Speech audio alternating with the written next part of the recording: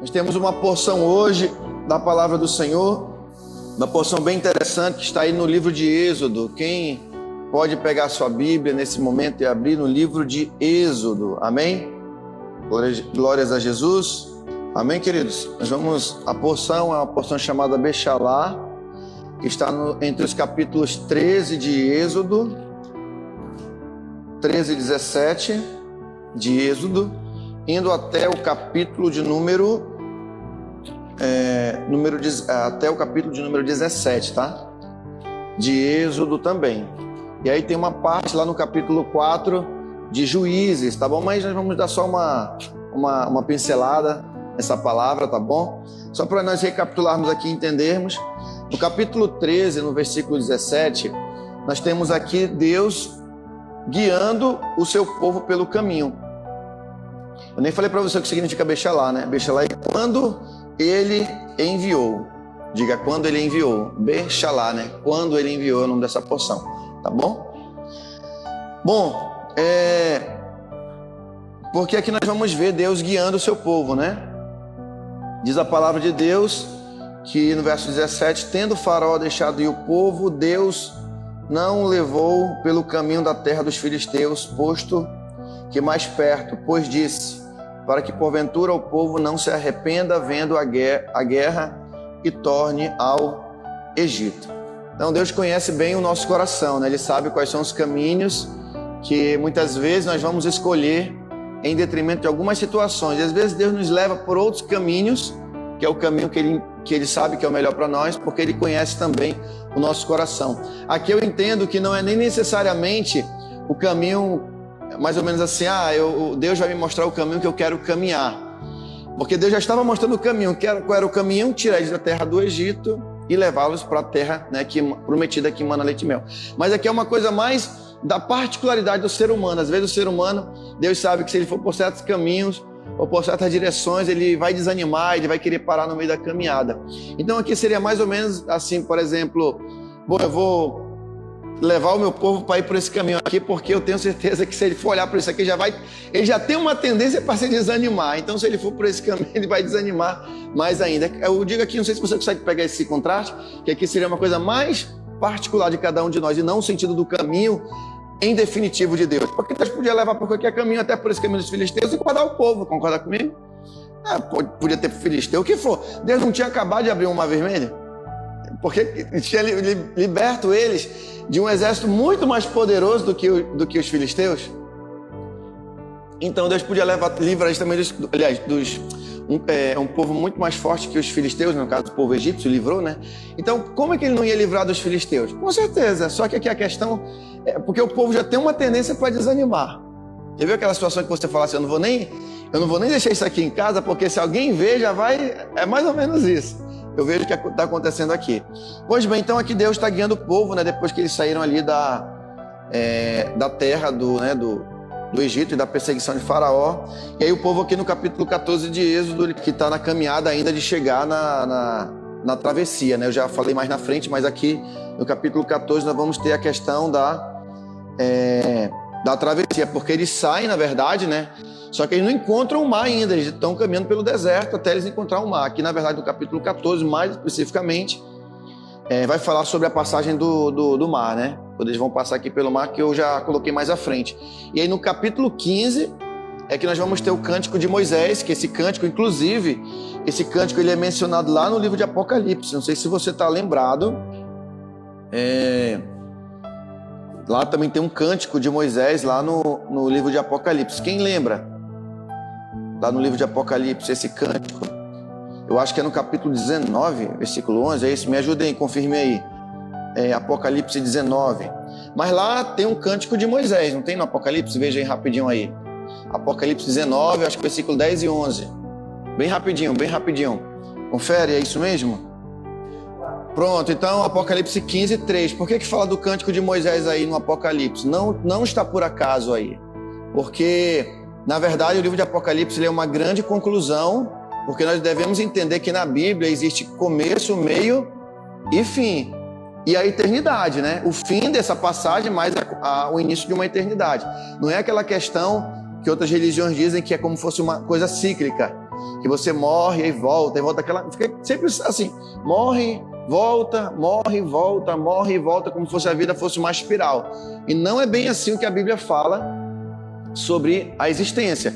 É claro que às vezes na nossa existência aqui humana, que nós estamos aqui agora, tem coisas que são cíclicas, elas vão e voltam, acontece, mas a vida como um todo, no sentido de quando você morre e passa dessa vida, ela não é cíclica. Ah, eu vou voltar, não. Tem um começo, um meio, um juízo e depois a eternidade. Então, por que tem um cântico de Moisés? Porque assim como há um júbilo através do cântico de Moisés, quando o povo passa pela libertação do Egito, ali pelo mar também, lá no Apocalipse o povo também é uma conclusão de que no final de todas as coisas haverá um grande cântico de júbilo a Deus por tudo que aconteceu. Pegou a ideia? Então, assim como Moisés canta depois que ele sai lá do Egito, atravessa o mar e glorifica a Deus, também esse mesmo cântico ele vai ser proferido. Por isso que eu digo para você, todo pastor, teólogo que prega, que tipo assim, Israel é coisa do Antigo Testamento. Não, Israel está ligado todo momento com a Bíblia, junto com a igreja, no final dos tempos. Não tem como você separar. O judeu, a Israel que eu quero falar é o Israel salvo, tá? Não é qualquer Israel, porque Paulo diz que nem todo que se diz que de Israel é de Israel. Tem que ser o Israel crente. Assim como também todo que diz cristão é cristão, irmãos. Não. Tem pessoa que está pregando, que está evangelizando, ou que está discipulando, ou que está falando de Deus, que fala de Bíblia, mas não vive nada daquilo. Nós somos aquilo que nós vivemos, não aquilo que apenas nós...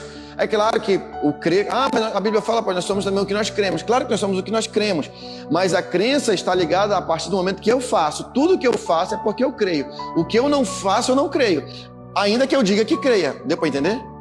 O que eu quero dizer para você é o seguinte, que nós somos de fato aquilo que nós dizemos que fazemos. Por exemplo, se eu apenas falo algo, mas eu não faço, ainda que eu fale que eu acredite, eu não acredito. Toda pessoa que fala bem assim, não, mas eu sei, já viu o jovem? Tá vendo o jovem, tá todo errado. Ele fala assim, jovem, vai por aqui, não, mas eu sei. Ele não sabe. Ele acha que sabe, mas ele não sabe. Porque se ele soubesse, ele fazia. Porque a gente acha que sabe, mas na verdade, como diz a palavra, eu acho que, me ajuda aí minha pastora também, minha bispa, eu acho que é lá em Tiago, ele fala bem assim, não sejamos apenas ouvintes, mas praticantes. Tiago, né? Tiago fala, a carta de Tiago. Então, ou seja, as minhas ações é que comprovam o que eu creio. Por que Tiago vai falar sobre isso? Porque tinha uns abençoados que iam dessa vibe. Não, eu sei o que eu estou fazendo. Não, eu acredito, mas você olha, a pessoa não faz. Por exemplo, você sabia que o que nós estamos passando aqui na Bíblia, vendo todos esses acontecimentos, e também o que nós vivemos, na verdade, nós estamos sempre num dilema, nós vivemos um paradoxo. Cremos e não cremos ao mesmo tempo. Então, essa é a nossa luta todo dia, de nós cremos, irmã Brenda, todo momento. Por exemplo, exatamente, você não é aquilo que você fala, você é aquilo que você de fato faz. 22, né, filho? Obrigado. Tiago 1, 22 fala, não sejamos apenas ouvintes da palavra, mas praticantes. Por quê? Porque existe um abismo de diferença. Naquilo que nós cremos, supostamente dizemos que sabemos e fazemos, existe um abismo muito grande. Porque é muito mais fácil dizer que crê, porque fazer é mais difícil. Eu quero ver você ter fé naquele momento assim, como o pastor Bruno colocou aqui no seminário. Você tem a sua conta para pagar e tem seu dízimo. Toda vez que você usa o seu dízimo para pagar uma conta, você é incrédulo. Você não crê. Você não crê. Mas eu prego, eu falo, eu sou um líder. Não importa, você não crê nesse aspecto, você não está crendo. Porque aí que tal você vai ver o milagre de Deus. Senhor, a partir de hoje, o que é o teu é teu. O que é minhas contas, eu vou economizar, não sei, mas o Senhor vai fazer alguma coisa, mas eu vou ser fiel. Então, isso é colocar fé em ação. Amém, queridos? Então, como o pastor Bruno colocou bem aqui no seminário, quando eu estou fazendo isso, eu estou dizendo, Senhor, é o Senhor que é a fonte. Eu não acredito no dinheiro, eu acredito no Senhor. Agora, claro também que eu não vou fazer mau uso daquilo que Deus dá. Às vezes, o nosso problema não é que Deus não nos abençoa. E se você for parar para ver, Ele nos abençoa. A questão também sempre eu bato. A gente não consegue administrar o dinheiro de forma correta. Realmente a gente gasta em excesso. E aí que está o problema, né? Então a gente tem que manter, diga assim, o controle. Diga, eu tenho que manter o controle. E uma dica para você, um irmão que conversou comigo, ele dizima toda semana, né? É um testemunho, né? E aí ele tem uma dificuldade para controlar. Aí ele falou, apóstolo, faz um favor, o senhor anota para mim, você pede para a tesoureira me mandar o que eu estou dizimando. Aí eu falei, manda. Ele falou assim que o dinheiro não estava rendendo. E aí na semana, irmão, ele ganha um bom dinheiro.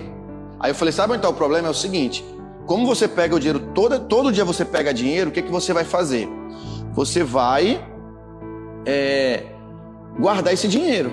Você tira para suas despesas, né? Uma coisa ou outra, mas guarda, porque se você não guardar, você nunca vai ter dinheiro. Aí ele começou a fazer, ele obedeceu, porque o problema às vezes é que o povo não quer obedecer, né? A gente fala, mas o povo não quer obedecer. Mas ele falou, aposto, agora eu tô vendo dinheiro. Eu sei que tem dinheiro guardado agora, porque agora ele tira o dízimo dele, ele é fiel. Aí o que ele faz? Aí ele tira, guarda uma parte, né, do que ele tá ganhando, uma boa parte. Aí ele tira só, agora eu tô agora comendo em casa, eu já não tô mais gastando na rua, então eu tô economizando, agora eu tô vendo dinheiro. E ele ganha um bom, irmãos, ele ganha por semana um dinheiro que talvez alguns de nós não ganha nem por mês. Só para você ter ideia. Não vou nem falar porque não seria ético falar, mas ele ganha às vezes por semana um valor, irmãos, que eu acho que eu não tiro nem num mês, eu não tiro, não ganho no mês. Eu falei, olha, ganha um bom dinheiro. Porque a área de prestação de serviço, né, ela dá um bom dinheiro quem presta serviço. Assim, quem, né, que faz manutenção, essas coisas, ganha um bom dinheiro. Ou outros serviços também, né, seja de estética, seja de manutenção, de carro, de ar-condicionado, enfim.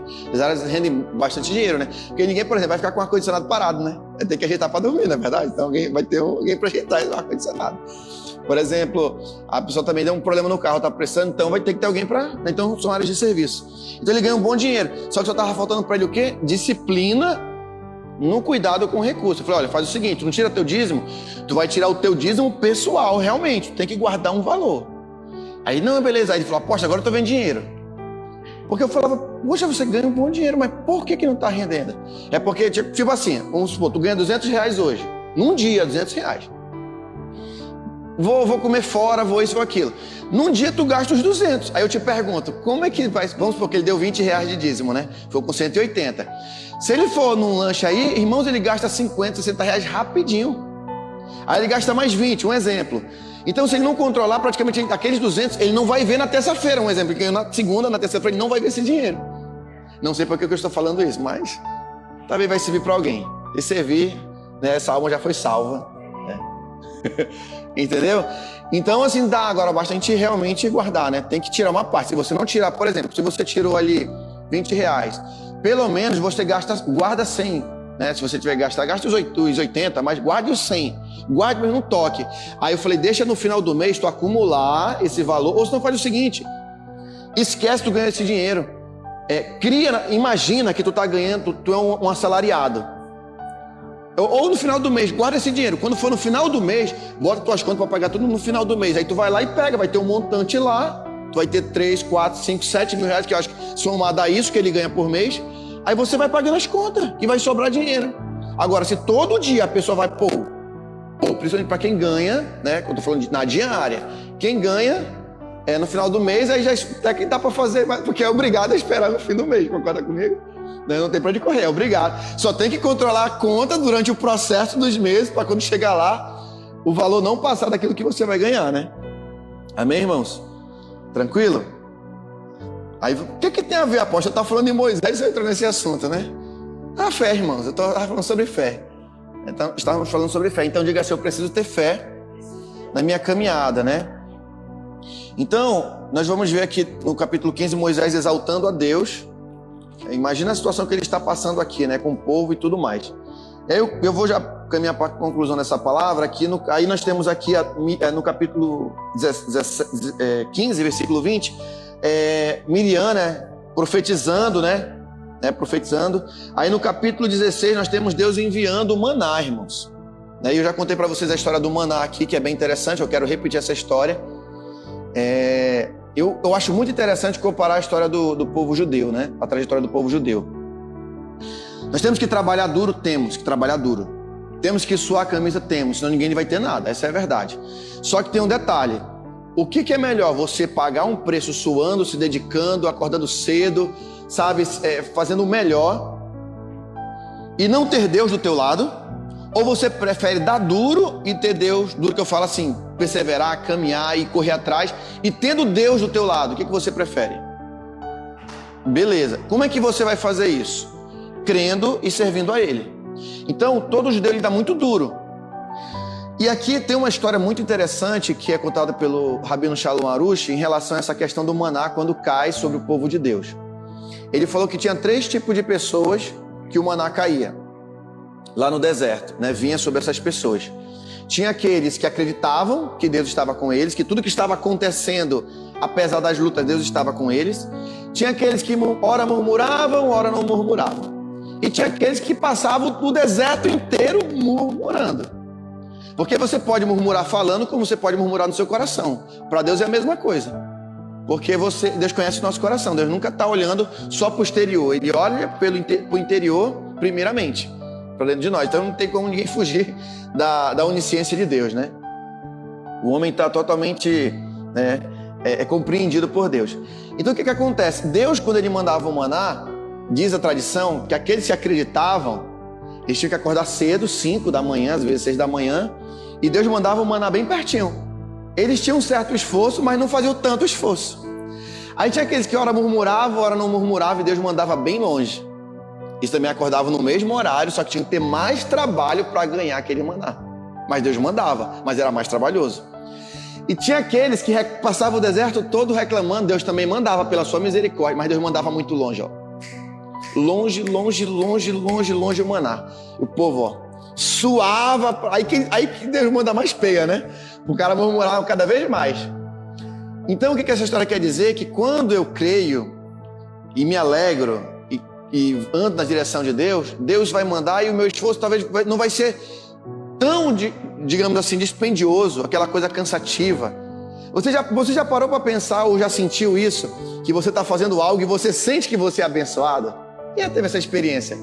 Não é no sentido de dizer assim, eu sou especial. Não é isso, porque Deus não vai te abençoar porque você é especial. Deus vai abençoar quem é obediente.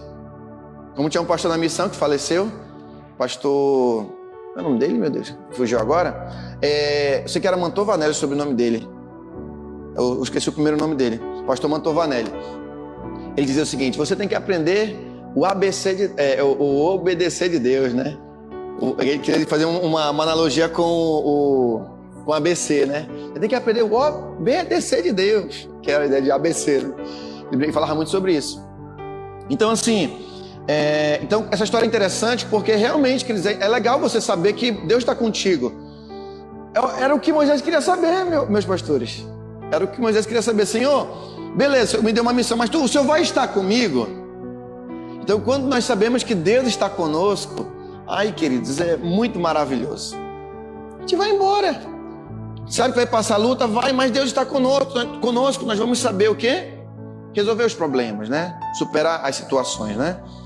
Bom, no versículo 11 do capítulo 16, Deus manda as codornizes, né? E aí, queridos, aqui eu fecho aqui essa palavra no versículo 1 do capítulo 17, que diz assim: tendo partido toda a congregação dos filhos de Israel do deserto de Sim, fazendo suas paradas segundo o mandamento do Senhor, acamparam-se em Refidim, e não havia ali água para o povo beber. Contendeu, pois, o povo com Moisés e disse: dá-nos água para beber. Respondeu-lhe Moisés: por que contendeis comigo? Por que tentais ao Senhor? Tendo aí o povo sede de água, murmuraram contra Moisés e disse: por que nos fizeste subir do Egito para nos matares de sede a nós, a nossos filhos e aos nossos rebanhos? Então clamou Moisés ao Senhor: que farei este povo? Só lhe resta apedrejar-me. Só lhe resta apedrejar-me. Capítulo 17, agora versículo 5. Respondeu o Senhor a Moisés: passa diante do povo e toma contigo alguns dos anciãos de Israel.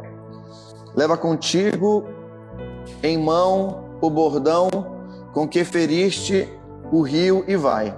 Eis que estarei ali diante de ti sobre a rocha em Horebe, ferirás a rocha e dela sairá água e o povo beberá. Moisés assim fez na presença dos anciãos de Israel e chamou o nome daquele lugar Massá em Meribá por causa da contenda dos filhos de Israel, porque tentaram ao Senhor dizendo, está o Senhor no meio de nós ou não? Então, você vai perceber como é interessante ler o livro de Jó antes e entender. Por que eu estou pedindo que vocês gravem o áudio, vocês digitem ali? Para que você não me engane e não engane você. Principalmente não engane você mesmo. Porque ler por ler, qualquer um lê. Agora, interpretar, compreender é outro departamento. Outro departamento. Requer esforço, requer dedicação, requer... Peraí, o que isso aqui quer dizer? E eu não quero que você faça uma reza da sua oração, uma coisa repetitiva, como fosse uma reza, uma mera repetição. Não que rezar é uma mera repetição, pelo amor de Deus. Nós não vamos dizer, o apóstolo tem que rezar é só uma mera repetição. Não, você pode rezar com fé. Mas vamos mudar a palavra, não vire um mero ritual, beleza? Aí corta aí, meu Deus, essa parte. Para que isso não se torne um mero ritual na sua vida. Senão, ler por ler, qualquer um lê. E se você fizer isso, vai ser muito chato ler a Bíblia. Vai ser muito chato. Talvez você já tenha preguiça, o ser humano já tem preguiça, que eu tinha preguiça de ler, porque a gente não é educado numa cultura de ler, né? A gente já tem a preguiça crônica do ser humano, aí tem a preguiça cultural do brasileiro. Aí, queridos, agora põe um Instagram, fica horas, meu irmão, viciado em dopamina, dá um Facebook, dá um YouTube, dá um joguinho no celular, ixi, fica o dia todo, e o dia todo. Bota um jogo do Flamengo, do Vasco, bota um do Botafogo. O cara desliga antes de chorar, né? Desliga. Do Palmeiras. Então o ser humano, ele quer o caminho fácil. Queridos, nós precisamos crer, né? Então olha que a situação aqui, o povo já tinha visto, irmão Breno, os milagres de Deus. O povo já tinha visto aqui já os sinais, viu o maná caindo. Irmão, a incredulidade, sabe, a murmuração é um negócio maligno mesmo do ser humano, né? Então por isso que eu falei, é bom ler o livro de Jó, porque a gente está preparando o nosso coração para entender Êxodo. Porque a bronca maior aqui no livro de Êxodo, o que você vai entender? É incredulidade. Vamos dizer assim, qual era a única situação complicada na vida de Jó? É porque Jó entendia, voltando aqui para o livro de Jó, é que Jó começou a achar que, tipo assim, ele só acreditava na justiça retributiva de Deus. Eu não estou fazendo nada para passar por isso. Você vê que todo tempo ele... Não que ele quer ficar se justificando. Eu até entendo a cabeça de Jó. Jó, na verdade, quer entender por que ele está passando por aquilo. Só que ele só consegue ver no primeiro momento ali, em boa parte do livro, que tipo assim, os amigos dele falam, mas você fez isso, Deus não é injusto. Ele fala, não, mas na minha juventude eu fui puro, eu guardava os meus olhos das donzelas, eu oferecia sacrifício. Só que os olhos dele só estavam focados nisso.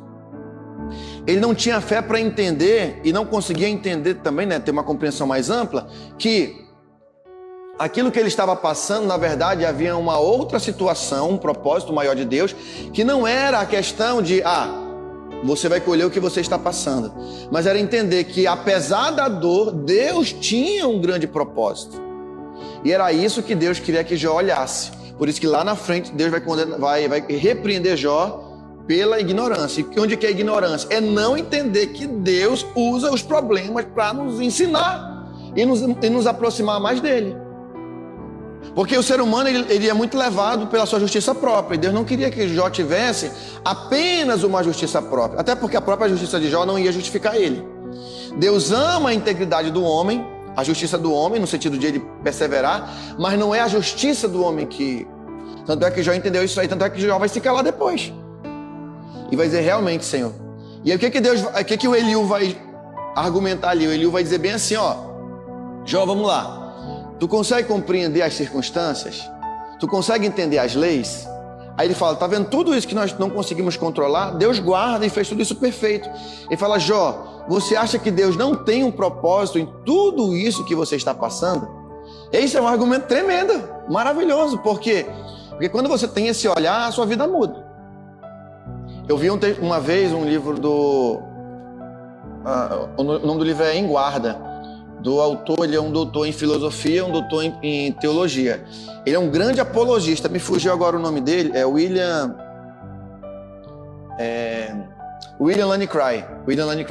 E ele cita um testemunho no livro dele sobre a questão dos dilemas da vida, problemas que a gente passa que nós não entendemos.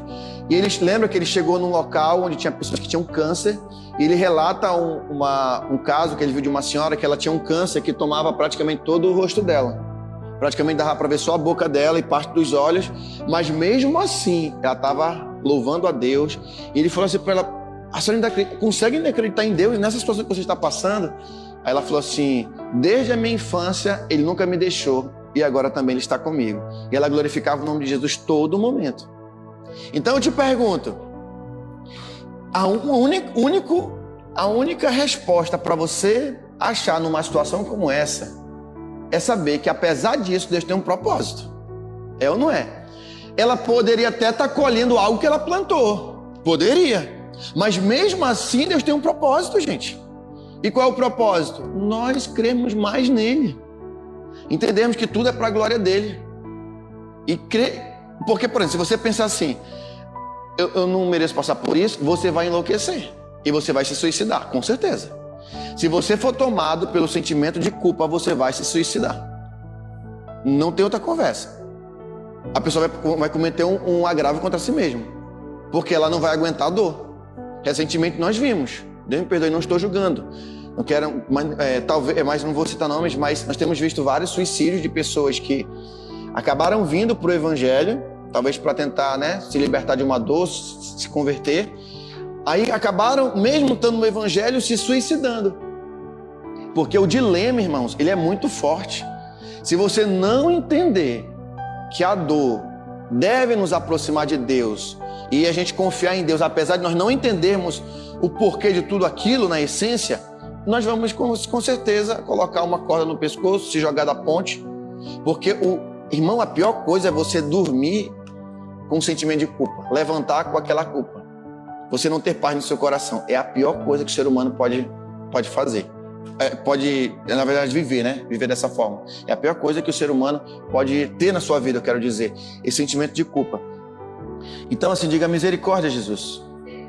Então, esse é o dilema que nós estamos enfrentando. O povo está vendo os sinais de Deus, as maravilhas.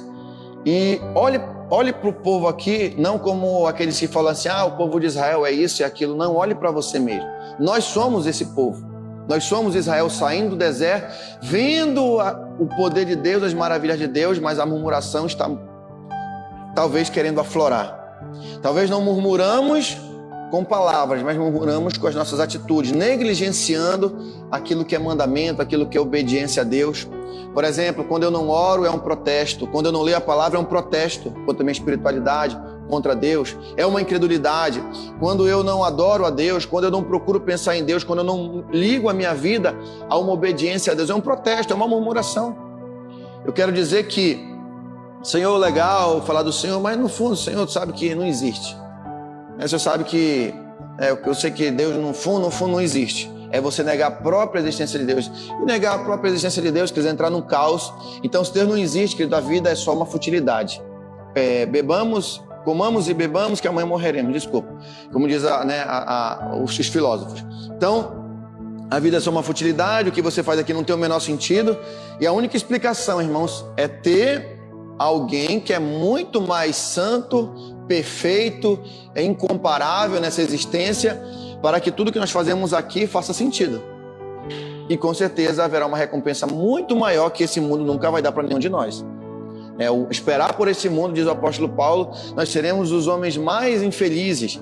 Por isso, irmãos, que a nossa vida é uma jornada de fé. Então, você está vendo aqui situações do cotidiano deles. Nós vivemos a nossa fé para ser desenvolvida em Deus, é no nosso cotidiano, é no nosso trabalho, é na nossa família, é no nosso dia a dia. Então diga assim, eu preciso aprender com Deus. Eu preciso ter fé em Deus. Amém? Diga assim, eu vou crer, eu não vou murmurar, eu não vou me angustiar, e ainda que venha angústia, eu vou orar e vou clamar. Amém, queridos? Então, deixa essa palavra num momento aqui para nós, né, nessa passagem que fala sobre as águas, né? Ainda que você veja uma situação hoje, continue crendo, continue avançando, não deixe de fazer aquilo para você conquistar também os seus objetivos. Deus não vai dar nada para nós se nós ficarmos parados também. O povo, por mais que não entendia, teve que sair da terra, teve que caminhar, teve que marchar em direção à terra, amém? Para que eles pudessem ver o poder, a majestade de Deus. E eu vou provar para você, na conclusão dessa palavra, que a questão de fé é um dilema que nós todos nós vivemos. Por que uma pessoa sai da presença de Deus? Falta de fé. Por quê? Porque ela não está sabendo lidar com a situação e ela quer uma solução, só que ela quer do jeito dela, ela não quer esperar em Deus. Ela quer uma solução rápida, ela quer fazer da fé um fast food. Você paga aqui, dá a volta e pega lá a bênção do outro lado. Outra situação, o que Jesus muito falou? Homens de pouca fé. Ele diz o seguinte: por acaso o Filho do Homem achará fé sobre a terra? Na vinda do Filho do Homem achará fé sobre a terra? Então, ou seja, tudo que está na palavra nós temos que tomar posse e realmente viver. Porque o mundo está aí para nos tirar da presença, né? Tem um cidadão aí, porque ele se acha que é doutor em psicologia, aí está desconstruindo a fé na internet. Ele bate em todo lado, todo mundo que tem fé ele bate sem misericórdia. Ele chegou ao cúmulo de dizer que, ele chamou especialistas, né? Dizendo que a Bíblia, o Novo Testamento não foi escrito pelos apóstolos, que a Bíblia não é inspirada, uma série de coisas. Aí a pessoa que ela não tem fé é o que ela quer. Ela vai lá, aí beleza, se ela não acreditar em Deus, ela vai crer em quê? Em quem? No homem, que é falho, imperfeito? É melhor ter é melhor ter fé em alguém um ser que está além da minha compreensão. Porque o ser humano é ou não é falho? Ele pode estar acreditando naquele homem agora, mas depois ele vai né? Digamos assim, desacreditar naquele homem, porque o homem ele é falho, o ser humano. Então, nós estamos numa grande jornada, essa jornada não é fácil, mas continue. Amém? Não retroceda, não deixe de fazer aquilo que Deus chamou você para fazer. Essa é a jornada. Agora, o que é interessante Deus está sempre adestrando a nossa percepção. Deus não nos abandonou. Deus está conosco. Eu tenho certeza que você teve uma grande experiência na sua vida com Deus. Teve ou não teve? Qual foi a grande experiência que Israel teve naquele momento? A travessia do mar. Pelo Mar Vermelho. Foi uma grande experiência. Mas na sequência, eles esqueceram. Então não esqueça quando Deus abriu o Mar Vermelho na sua vida. Quando foi que Deus abriu o Mar Vermelho? O dia que você se converteu.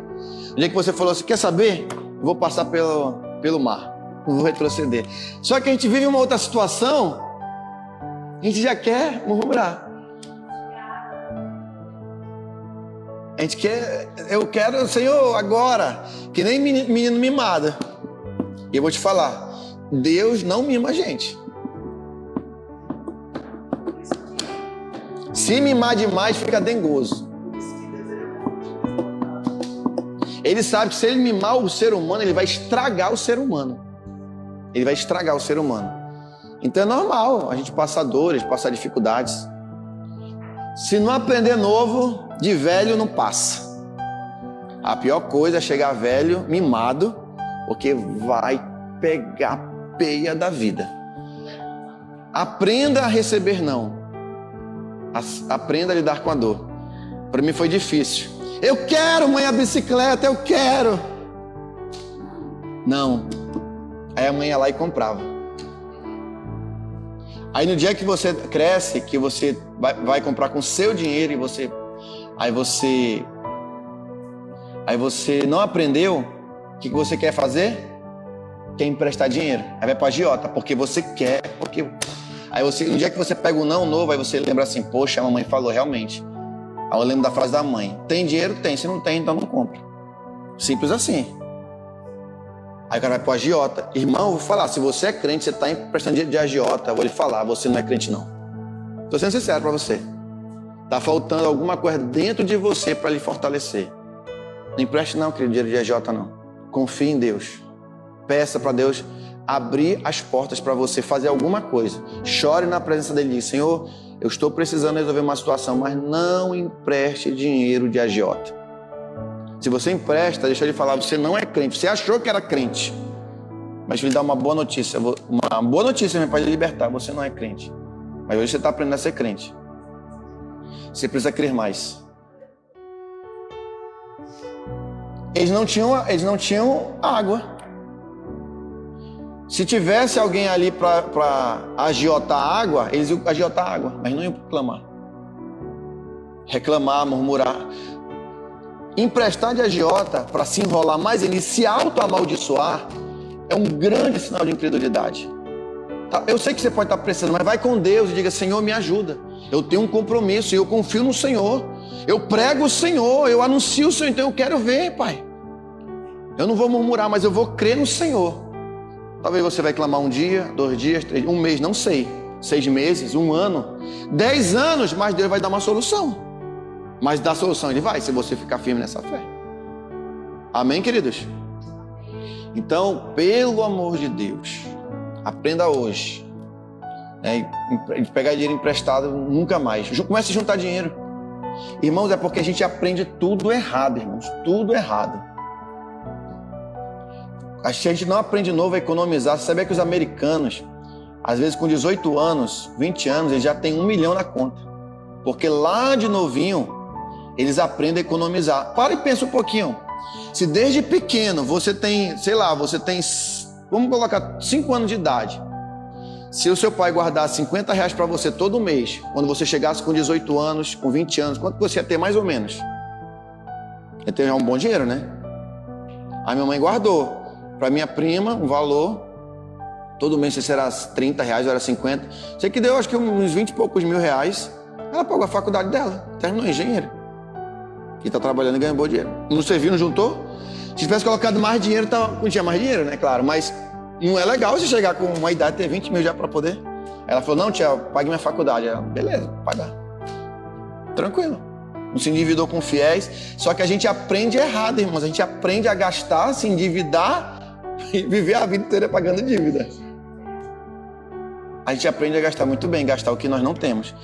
Então, quanto mais novo a gente tem que guardar dinheiro, não tem para onde correr. Irmãos, eu digo, isso para entrar na minha cabeça, irmãos, era muito difícil. Porque eu pensava bem assim: não, mas eu quero desfrutar logo, eu vou trabalhar, eu pago. Mas essa é a pior mentalidade. Apóstolo, então quer dizer que você nunca pode fazer isso? Não, depende da situação, você pode até fazer isso. O que eu quero dizer para você é que você não pode ter esse hábito como único e exclusivo na sua mentalidade, que a melhor mentalidade é o quê? Poupar para juntar e depois você fazer o investimento. Leva tempo, leva, mas como eu disse, porque a gente não aprende desde novo. Então por isso que... E aí tem o governo aí mais para criar situações que não ensinam o povo para a gente ficar só dependendo do Estado, né? Então não dependa do Estado, não dependa, vá lá, faça a diferença, né? Amém, queridos? Então fique de pé, vamos orar e diga assim: eu quero ter fé, Jesus. Eu quero ter fé. Amém, queridos? Eu demorei, irmãos, para aprender. Você pensa que eu aprendi assim, ó, pegando porrada, ó. Enquanto você não aprende, ó, olha pro teu irmão e diga assim: enquanto você não aprender, você vai ver pegando porrada. Quando eu falei que Deus não nos mima, não quer dizer que Deus nos bate e nos maltrata. Não estou falando isso. Eu quero dizer o seguinte: quando o povo está errado, Deus não mima.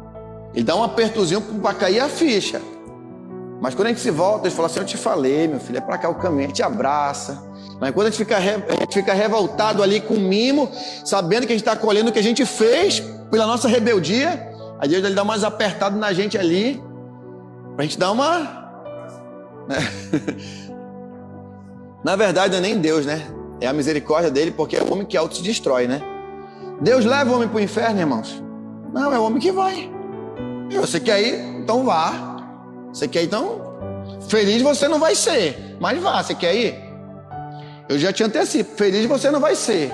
Talvez você ache que vai ser feliz, mas feliz você não vai ser.